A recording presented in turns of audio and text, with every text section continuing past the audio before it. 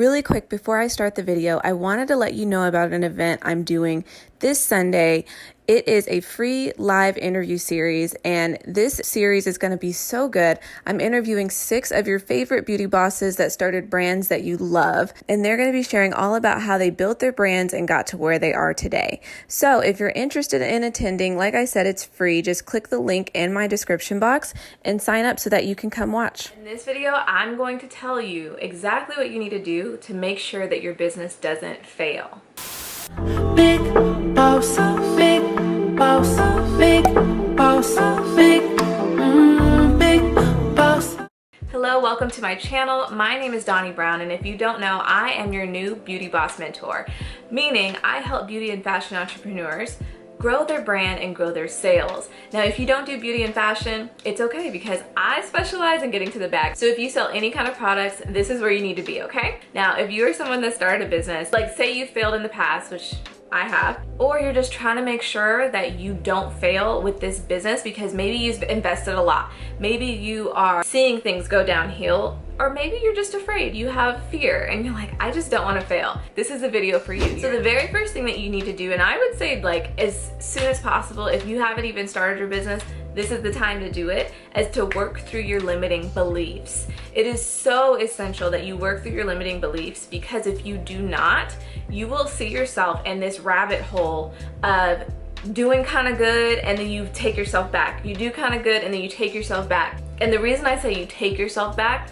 is because your beliefs are what's going to take you back. Meaning, so as a human being, we all have certain natural things that our brain does to operate and just to protect us. So one is that we want to feel a sense of security. So naturally, as a human being, if we are not feeling secure or safe, or we're feeling fearful, we're gonna wanna do and revert back to the things that made us feel secure, or that are familiar, or that we know. If you are trying to start a business, if you're trying to grow your business, all of that involves risk, okay? There's a lot of risk in it, and you don't know how to get to the next level. You don't know if it's gonna work out. You don't know, if things are going to get better or succeed to the place that you wanna be. But here's the thing. If you're willing to actually take that risk and start the business, you have to become comfortable with being uncomfortable.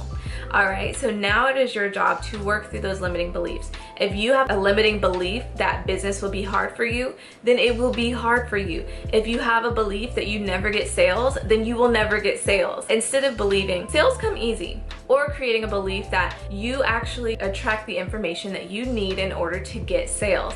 Those kinds of things, believing those things and changing your thinking, that is what allows you to have a different perspective and to experience life different, because you are more optimistic, you are more open to information and knowledge, and open to having the opportunities that will push you forward. When you are closed off and you have limiting beliefs and you believe that nothing ever worked, then of course you're gonna stay stuck where you are. But here's the thing, yes, you could do the business, it could fail, but what's the worst that could happen? The worst that could happen is that you end up back where you are right now. Meaning, right now you don't have the business at the space that you want it to be. So the worst that could happen if that doesn't work out is that you end up right back here where you are.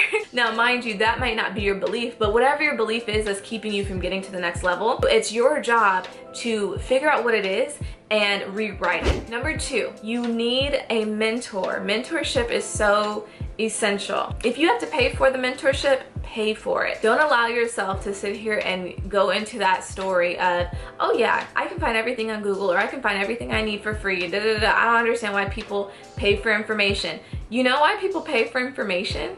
Because even if it is on Google, you may not come across it. And that's a waste of your time. A lot of y'all do it. A lot of y'all waste time all the time looking for information online on what you need to do in order to grow your business, instead of just investing in someone and saving time and getting to your end goal a lot quicker. So that's one big reason why people invest. It also holds you accountable. So when people invest into mentorship, the biggest reason that it does something for them is because it holds them accountable. Because if you invest your money, you don't want to lose out on that. You don't want to just invest your money in vain. You want to actually see a return on an investment, right? Like you want to utilize the investment, that you spent money on. So you're gonna do whatever it is that person told you to do because you want to see results and you don't want that to be a waste of money. And it also holds you accountable if you have that long-term mentorship, like say you're doing one-on-one coaching or whatever. It helps you be accountable consistently. But here's the bottom line. If you're willing to take the risk of starting the business, you need to be willing to take the risk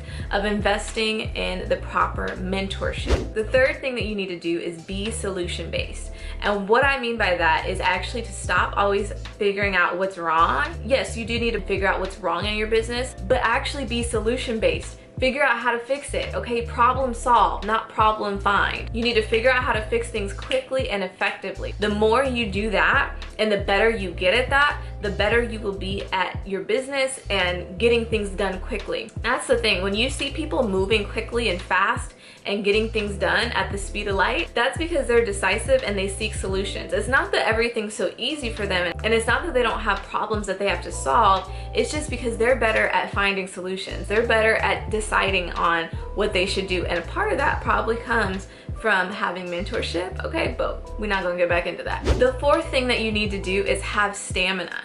Now this right here is something that kind of takes time to build because it's like building a muscle. You have to force yourself to have stamina. You have to force yourself to stay motivated. You have to force yourself to have the push and the drive to see things through and perform at a certain level, even if you don't feel like it. One thing that I've heard Nicole Lionel say in one of her interviews that I think a lot of people probably overlooked was in her first year of business with this brand that she has now. One thing that she said she did every single day, because she knew she was trying to reach a million in revenue, she broke down, of course, how much that would be in sales every single day. And so when she knew that number, every day she asked herself, okay, what do I need to do today to hit that number? Number one, a lot of y'all don't know your numbers and you don't know what your goal is, and you don't hold yourself to a goal because you're afraid that you're not gonna reach it. Since you're not doing that, you're not asking yourself what you need to do that day to hit that number.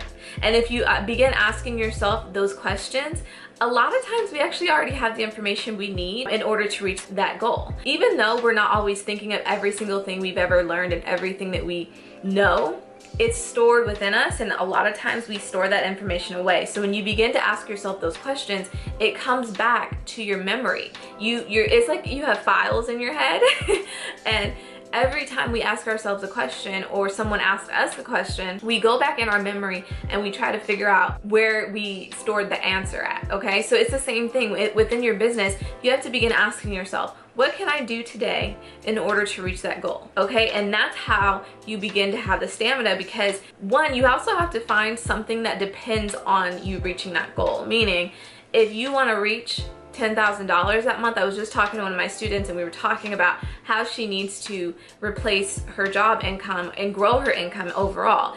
The easiest way to do that is to make sure something depends on you reaching that goal. For me, it was me losing my job. I knew that I needed to replace my income. For me, I was like, my bills depend on me actually reaching these goals.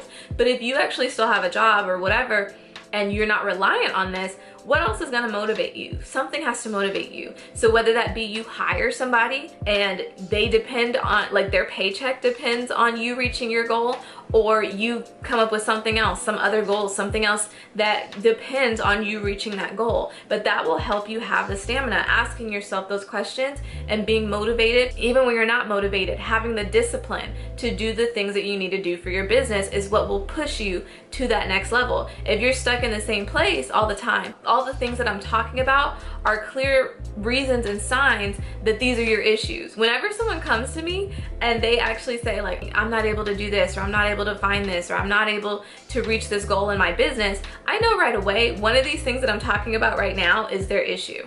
I know right away, because all the people that are successful do these things and they do them consistently. Not that they do them well and with ease, but they do them consistently because they know that their success depends on it. Number 5 actually kind of falls into the same category as mentorship, but this is actually just more so talking about your personal life. You need to change your circle and change your friends. Now this is something I myself am working on right now. Not saying you have to let go of all the old people that you were friends with, but it's so essential to you maintaining your growth that you stay around people that have the mindset that you want to have for yourself, or that you have for yourself. Because whether we like it or not, the people that we're closest to influence the way that we think and the way that we feel, okay? That's the thing. A lot of us are like, oh no, they're not going to influence the way I think, but they will influence the way you feel, okay? Whether you like it or not, people can irritate you or they can help you be happy, Okay, I'll say help because people don't control your happiness, but they can add to it. And they also contribute to the way that you operate and the way that you see things. From the conversations, you can have a conversation and it can change the way that you feel about so many things. Or you can have a conversation and be enlightened. You can have a conversation and feel sad all of a sudden. So all of that stuff has a big role on the way that we feel and the way that we operate and think. So it's so important to be around the right people. There is something magical that happens when you are in proximity with people that are actually accomplishing what you want to accomplish. It's beautiful, and it changed my life, I know for a fact, and it's changed many others that I know of too.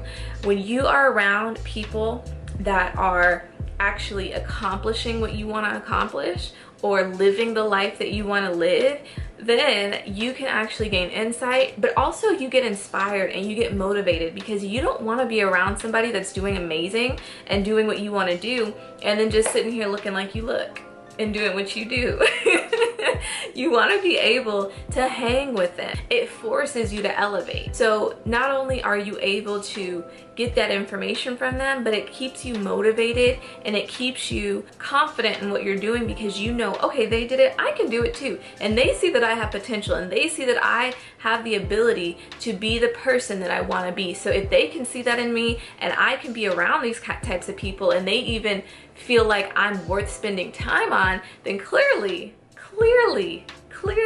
I can make this happen for myself. Whatever you do, figure out ways to get around the right people, and it might take some time, but do what you can do right now to connect with the right people. And now number 6, this one is so important. You need to focus on revenue generating activities. Now what does that mean? People get so confused by this. Revenue generating activities are activities that bring you revenue. If you are the business owner, this is what you need to focus on. Yes, there are things in our business that we definitely want to spend more time on and that we feel like add to the brand overall. That's great argument. Yes, they need attention, but you need to prioritize the things that bring you revenue. So for instance, I have a few things that I'm working on, but I prioritize making videos, and I used to not. For a while, I was not prioritizing making videos, but then I started looking at all of my analytics, and I started even asking my customers and my students. I would say, how did you find me? And all of them would say YouTube. And I'd be like, And then I'd be like, okay, well, what made you want to buy? Like certain ones, what made you want to buy from me? YouTube. You know, and of course some of them would say, yeah, I found you on YouTube, then I migrated to Instagram, and then I migrated here, and then I saw this, and I was like, I have to work with her.